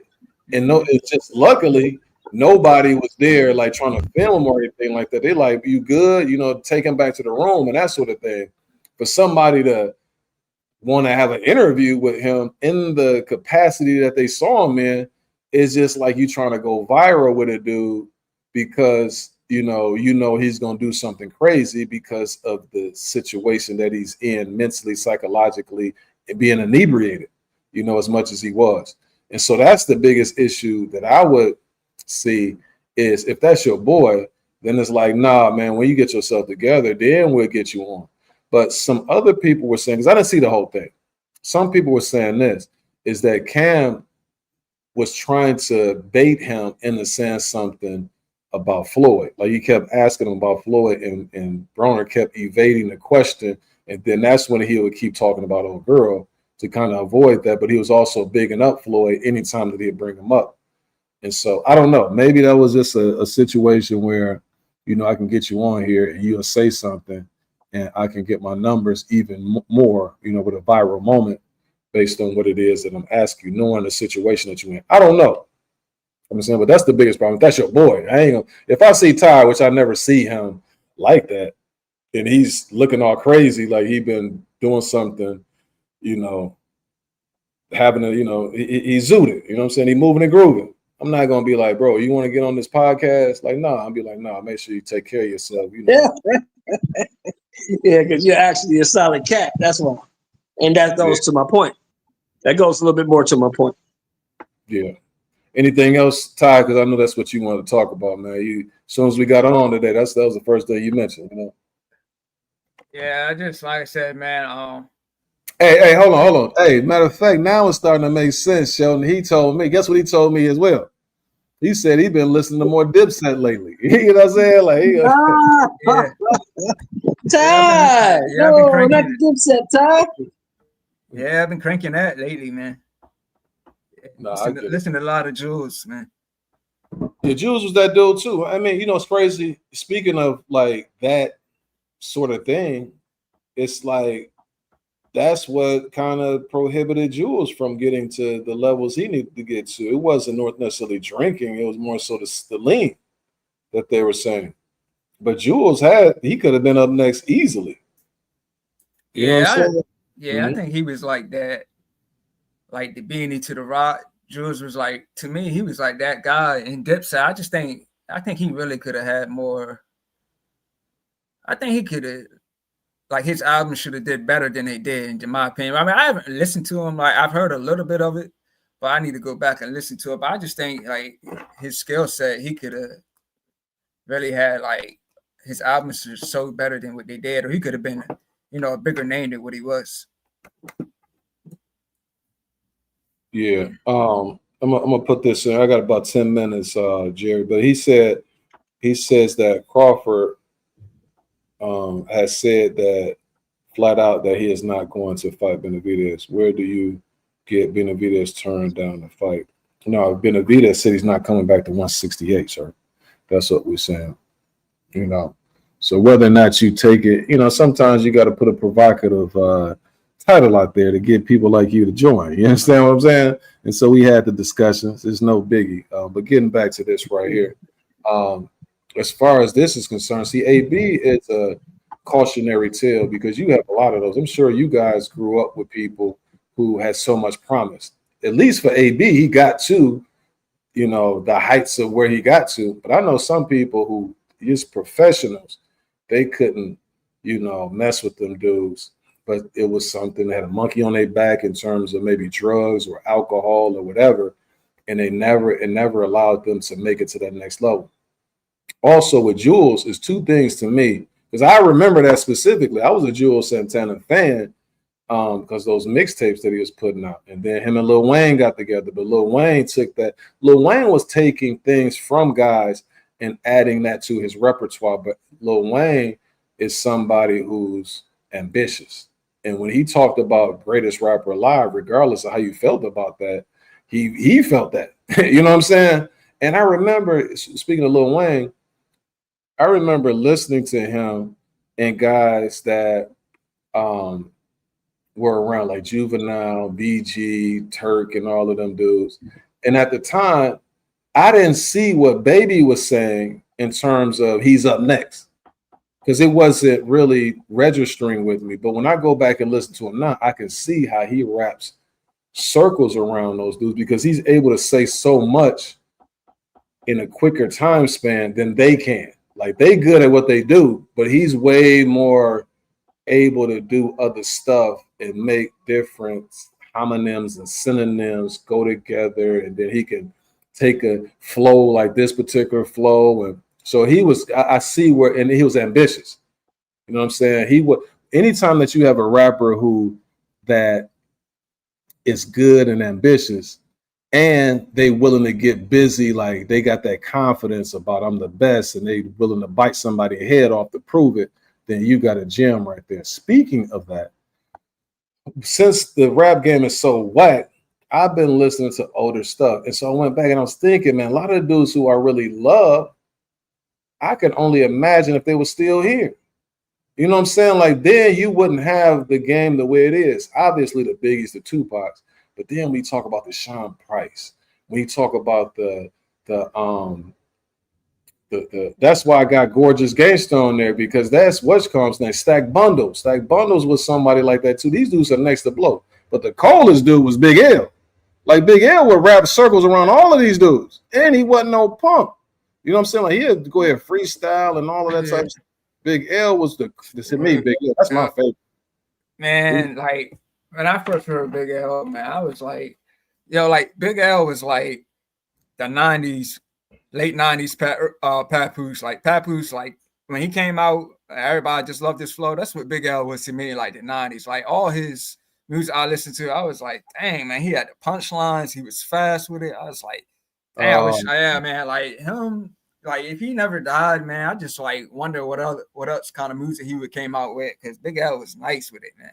Big L was not. That hurt my heart. That's what I'm saying. So when I went to Harlem, it was June like 23rd or 24th. I came back, and I had just went through their neighborhood. I went to this place where me and my girl at the time, we went to.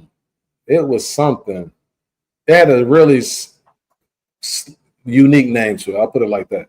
And so we over there, we're having a good time, man. You know, Harlem was Harlem, and so we walking around, going to different spots. We get back the following day, and then I look on the I get an update on my phone, and it was like the guy who murdered Big L, they murdered him like when we left, he got murdered. It was like the June 23rd or something like that, June 24th, something like that. Because we used to go up there like in the summers. And I was like, damn, we were just there. And it was wild because you got 139th, 140th, obviously you got 40th. Like they streets is crazy. And then you go over to Amy Roos is like 125th. And then you got all of that stuff over there. But Harlem, if you haven't been there, man, like that is still like a unique place to go.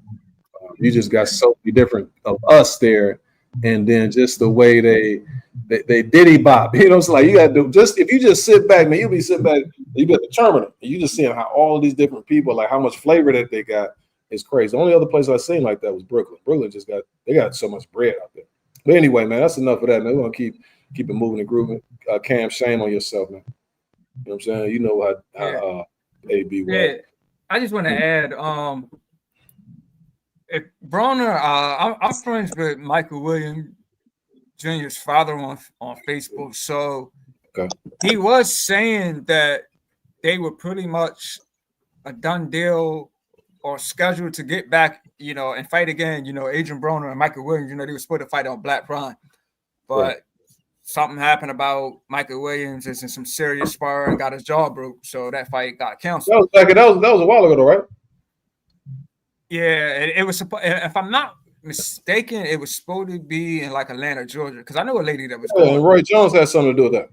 Yeah, exactly. Yep, that was. Yeah, Roy Jones was. I guess they said Roy Jones had him in some serious sparring on the week of the fight, and he got his jaw broke. So I was supposed to be in Atlanta, Georgia, on Black Prime. So from what I seen, Michael Williams' father was saying they got back in the talks and it was about to happen, and then I started seeing him clowning Broner with this Cameron interview. So I'm keeping my fingers crossed that it will happen, but who knows, man? I think this is a step up fight for you know, Junior, because like I said, I'm not really familiar with the competition before. He just beat a 50-year-old DeMarcus Corley. Like I said, that doesn't really do anything for him.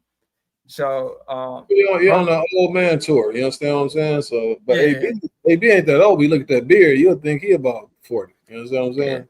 Yeah, and that fight went the distance, and DeMarcus Corley was protesting hard that he won that fight and he wanted a rematch. So, but I would like to see him and Broner, you know, go at it. And I think this is a step up for Williams, even though Broner is not the same fighter and everything. But I still think it's just tough to assess the date, and that it could be an entertaining fight for as long as it lasts. And then, like, as far as Broner, man, I think as far as him, the mental issues, all the stuff he been doing outside of the ring, I think all that really changed when he moved up. Because like when he was at 135, he was looking like the next best thing. But I think that once he moved up, that's when the struggle really came for him. And once some losses came, he just went the same after that. And then he just didn't know how to handle himself and conduct himself outside the ring. So I think that a lot of that led to his sometimes demise. though, sometimes Ty, a thorough ass whooping will change your perspective on things. And no matter what anybody wants to say, Marcos Maidana gave him a thorough ass whooping. I rewatched that fight this morning, man. Just the first couple of rounds, that was bad, man. Like bad. That was bad. He gave him a thorough ass whooping.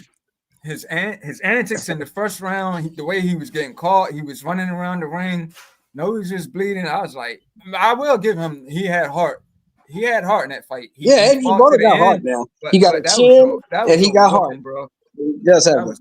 But he got mollywopped. He got beat down and humbled by Marcos Maidana. Facts. Yeah.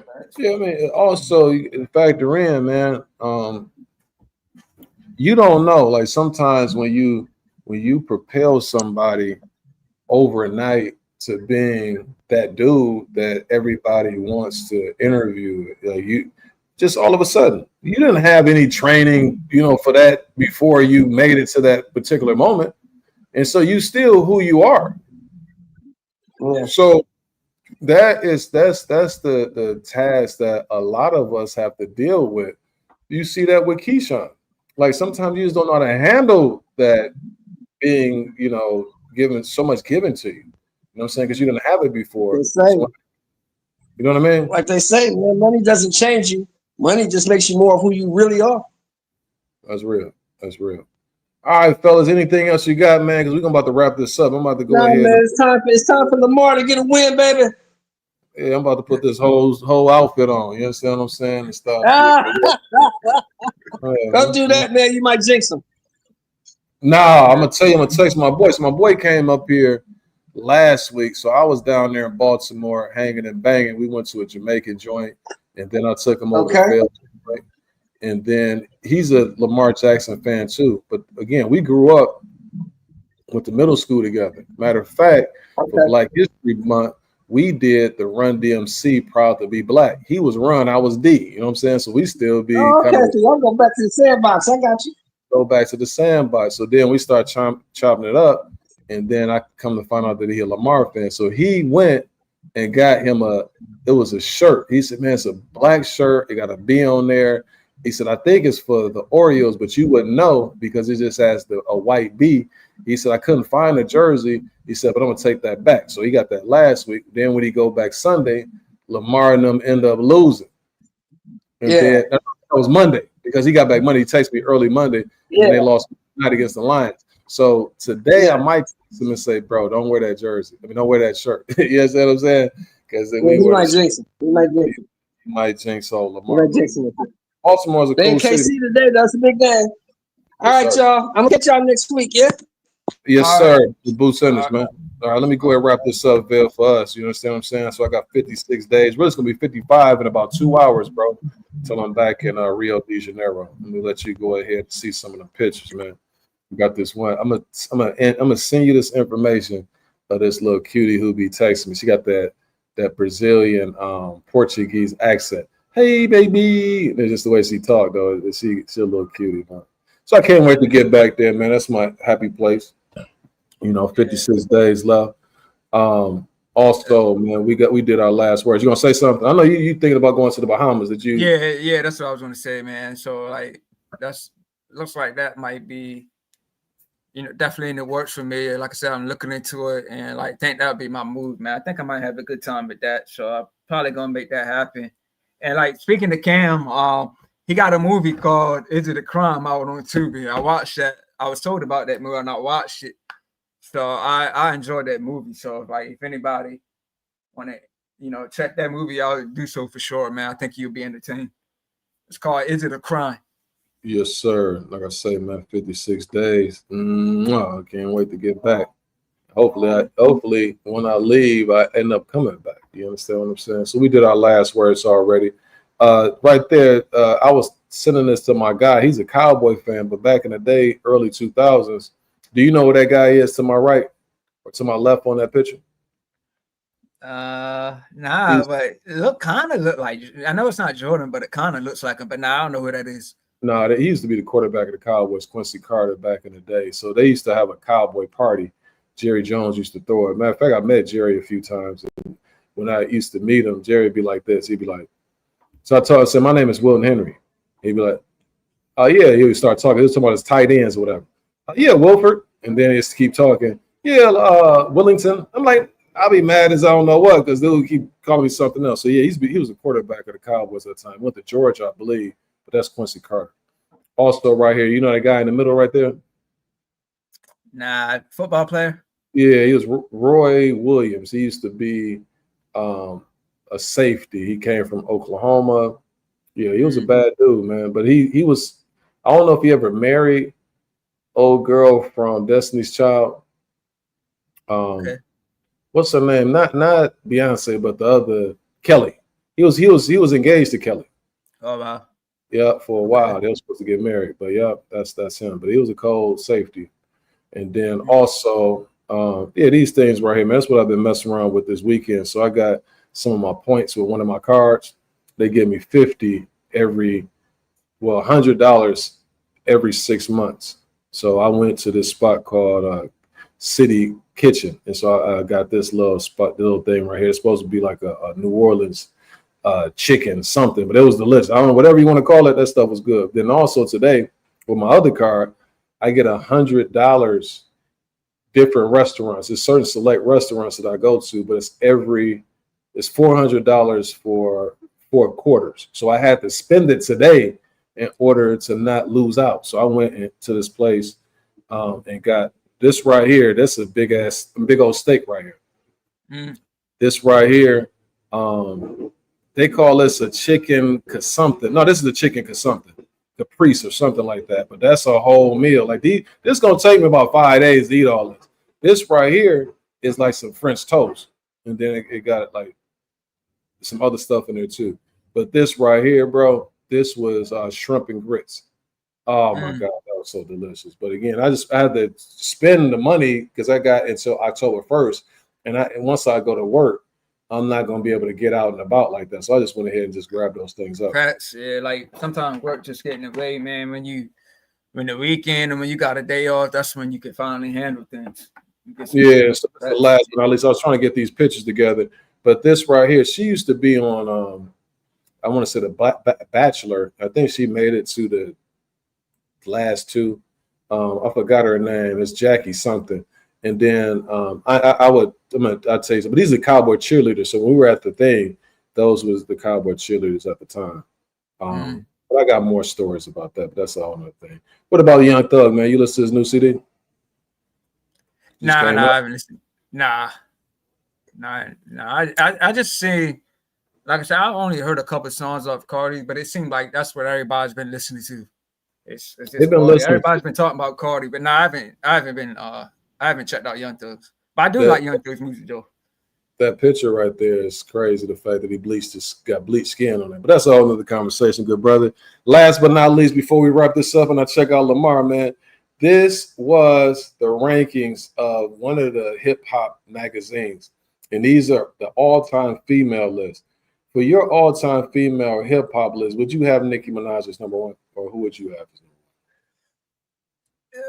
number 1? For the newer generation, yeah, it's Nicki Minaj. But for the people that that was listening to the 90s, for me, it would have to be between Missy Elliott and Lil Kim. Well, I think, to be honest, Missy, to me, her raps were really basic, but she had the voice, she had the singing, she had, Timbaland as the producer, she had the crazy videos. So for me, I would go with, oh man, Lil Kim and Missy, man. But if I could just pop a CD in and just jam, it would be Lil Kim. But I think Missy Elliott was definitely orthodox with it, so I'll run with Missy. Yeah, I go with Kim because I judge my MCs on somebody who get busy. So if I seen them and it's like, okay, we're gonna have a cipher and we're gonna have a battle or something like that, just getting busy on the microphone. It's either Little Kim, somebody like MC Light or somebody like that. Eve, like they can get busy, but I just put Lil Kim on the forefront because it sounds like I'm listening to a female version of some dude that she been messing with. You understand what I'm saying? Like she's rough around the edges and she got that B girl type vibe to her, and her bars are better than a lot of dudes I be hearing sometimes. Right? She can hold her own. If I put her in there with Mobb Deep, you know what I'm saying? Like she gonna be able to hold her own with them. And that's rare. Like most of these females, I can't put them on a Mobb Deep track or try to have them rap with Big. Like they ain't even going, unless I turn into like a love song or something like that, it might be different. So that's how I judge her. So I had to put Lil Kim up there. But there's some females over here that's missing. Listen, man, it's a lady named Heather B. Heather B, you talking about just a B girl who can just get in there and get busy. Heather B was a bad girl, you know, but this is really, Lil Kim would probably be maybe 6. I got it like when I was coming up, MC Light, man. MC Light got busy, man. Light as a rock. Nah, you can't disrespect her like that. And then to have ladies like I watched a show. Foxy. Foxy got to be up there too. Foxy, yeah. Was Lauryn Hill considered a rapper? I see her on there. Okay, I didn't see her. Lauryn Hill I forgot to busy, say Lauryn Hill. bro. Man. Lauryn Hill got busy with the Fugees, and then like the education of Lauryn Hill. I didn't even see that. That would be good too, Lauryn Hill. I like. You top 5. That's what I'm saying. Just Lauryn Hill. Only reason I wouldn't just put her number 1 is because she's too big just to be in that category of a rapper because she can sing too. Yeah. Like Missy is just too big. Like she's too well rounded. As far as like overall, if I say like who's a artist who like if I'm like not just rapper, like overall artist, then those like she'll be number 1. Like Missy. Yeah, I remember coming out with my cousin. I was a kid and she was cranking the Miseducation Lauryn Hill. It's funny how money changed the situation, miscommunication, convocation. I was like, okay. I was feeling that song, man. I might have to go ahead and listen to that, man. She probably had the best verses on the Fugees. Yeah, Lauryn was a bad female, man. Just like once she ended up, she just became she was out there a little bit. You know what I'm saying? Yeah. I hate it. She only had like one album, right? That was the only album she ever had, right? If I'm not mistaken. It's the only album I listened to. You know what I'm saying? That she was in her bag. She was in her duffel. She was in her Gucci. You know what I'm saying? So yeah, man. That's all. I just want to make sure I hit you off with a hip hop question, man. But you know, on the way out, I just felt like I could go ahead and share with us the person who, you know, I appreciate the most, and that's me. You understand what I'm saying? Let's just get a little jump shot. You know what I'm saying? Look at that. That's all you need to see, man. That's that form right there, man. But anyway, man, anything else, man? Let's go ahead and wrap this one up. Nah, man, I just want to say, man, Lady of Rage, I listened to a couple of her songs. Like, she was nice with it, too. I just don't think she had the push. She had, like, a better push she could have been. Oh, there was a lot going on because you got to keep in mind at that time, they had a hellified roster over there with the Death Row. You know what I'm saying? It's like, who do you put out? Yeah, I understand, yeah.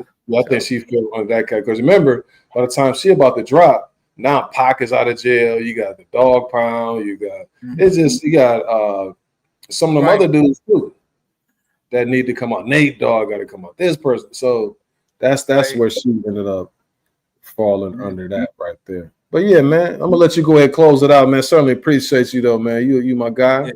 Thank you for coming through and also, you know, those who are still around, make sure you hit that like and sub if you haven't done so already on both channels.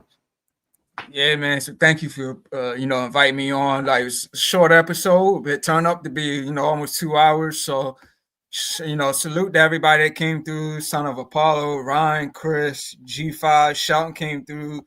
New guy, DeMarcus came through.